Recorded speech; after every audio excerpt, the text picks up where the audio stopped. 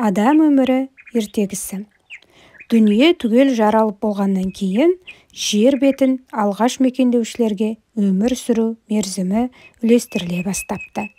Бұл хабарды естіген адам өмір сүру мерзімі үлестірілетін жерге басқалардан бұрынырақ барған екен.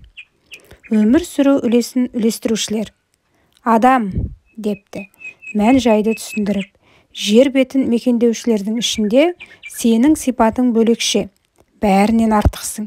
Сен сөйлей аласың, 4 мүшең түгел өз қажетіңе жұмыс істейді. Ойлайды аласың, ақылың да мол. Басқа жануарлардың бәрі сенен көш төмен. Олардың бәрі сенің мұқтажыңды өтейді. Кейбіреуі ашсаң алақаныңда, жұмсаң жұдырығыңда болады. Бәріне сенің үкімің жүреді. Сай-саламен қыр-қыраттағы жеміс-жидек, ағаштың мәуесі, телегей теңіз, арынды өзен, шалқар көл, асқар таулар, бәрін сен өзіңнің қажетіңе жаратасың. Сөйтіп, қам-қайғысыз өмір кешесің. Сондықтан жер бетіндегі қызықты сенен көп көретін ешкім жоқ. Осыны ескеріп, саған 30 жыл өмір береміз. Адам бұған разы болмай, бір шетке бұрылып кетеді де өзіне өзі: егер мен жер бетінің қожасы болсам, маған әлемдегі ең әдемі сипат тиісті болса, тек 30 жыл өмір сүргенің не қызығы бар? Деп ойланып тұрады да өмір сүру мерзімін алып жатқан жан-жануарларға қызыға қарап тұрады. Бір мезгілде кезек есекке келеді. Өмір сүрудің үлесін үлестірушілер: «Сен тіршілігінде көп жазаланып, ауыр азап шегесің», депті, алдағы көрер күнін баяндап. Өмір бойы ауыр жүк тасисың, қалтырап, шаршап, болдырап жүресің. Сонда орныңнан тұра алмай жатсаң да, үстіңе таяқ жауады. Тыныштығың аз болады. Жейтін жемге жарымайсың. Саған арнап шөп әзірленбейді. Тіміскілеп жүріп, тапқаныңды талғажау етесің. Сондықтан саған 50 жыл өмір сүру үлесін береміз. Мұны естіген соң есек шөге түсіп, тізерлей отыра қалып: «Аяңыздар мен байғұсты», деп жалбарынып, зар еңірейді. «Егер мен бұл дүниеде соншама азап шегіп, сансырап жүретін болсам, оны қайтем? Маған берілген өмірдің мерзімін азайтсаңыздар екен. Менің үлесіме бөлінген сол өмірдің 20 жылын алып қалыңыздар. Қалғаны да жетеді. Өмір сүрді деген аты болсын». Сол кезде мұны естіп тұрған адам өмір сүру үлесін үлестіріп тұрғандарға жетіп барып: «Есектің алғысы келмей тұрған 20 жылын маған, менің өмір сүру мерзіміме қосуларыңызға бола ма?» деп сұрапты. «Болады, ала ғой», депті өмір үлестірушілер. Одан кейін кезек итке келіпті. Өмір үлесін үлестірушілер оған да алдағы болатын ісін баяндап беріпті.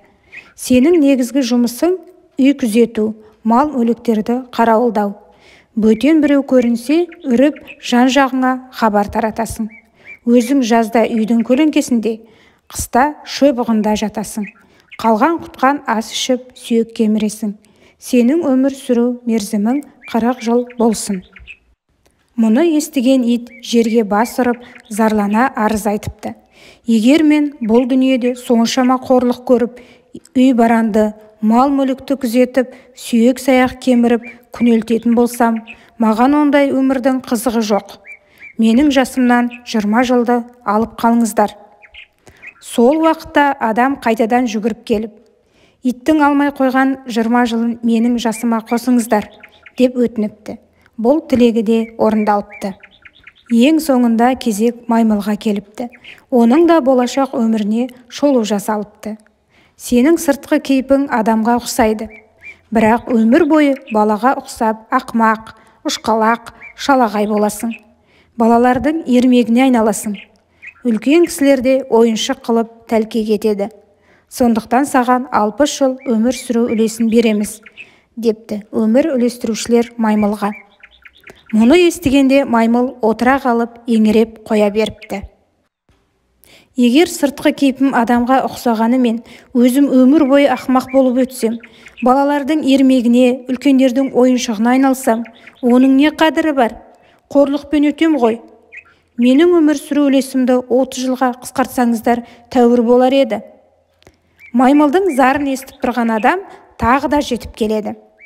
Мына маймылдың алғысы келмей тұрған 30 жылын менің жасыма қосып маған беріңіздер деп сұрапты. Ерінбей, жалықпай өмір сүруге құмартып жүрген адамға қалауы беріледі. Бұл жолы да тілегі орындалыпты. Содан соң барлық жан-жануарлар алдағы уақытта не істейтіндерін, қалай күн көретіндерін біліп, өздеріне бөлінген өмір сүру мерзімдерін алып, бет-бетімен тарап кетіпті. Бір талай жылға ие болған адам да қуанышпен қайтыпты. Содан соң әуелден өзіне бөлінген 30 жылдық өмірінің ішінде қызықты да көңілді дәурен сүріпті. Ешбір уайым мұңсыз, қылшылдаған жігіт болып тұрыпты. Одан кейінгі 30 бен 50 жасының аралығында жұмыс істеп, жан бағу үшін талай-талай қиыншылықтарды бастан кешіріпті. Көп ауыртпалық көріпті. Тіршілігі үшін әр алуан шаруамен айналысып, қатты қиналыпты.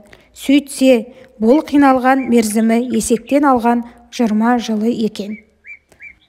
Одан кейін адам 50 мен 70 жастың арасында үйінен ұзап ешқайда шықпай, ауылына айналшықтап, үй ішіндегі көр жерді күйттеп, қыбырлай беріпті. Не болса соған ренжіп, әркімге тиісіп, істеген ісіне, қылған қылығына алара қарайтын болыпты.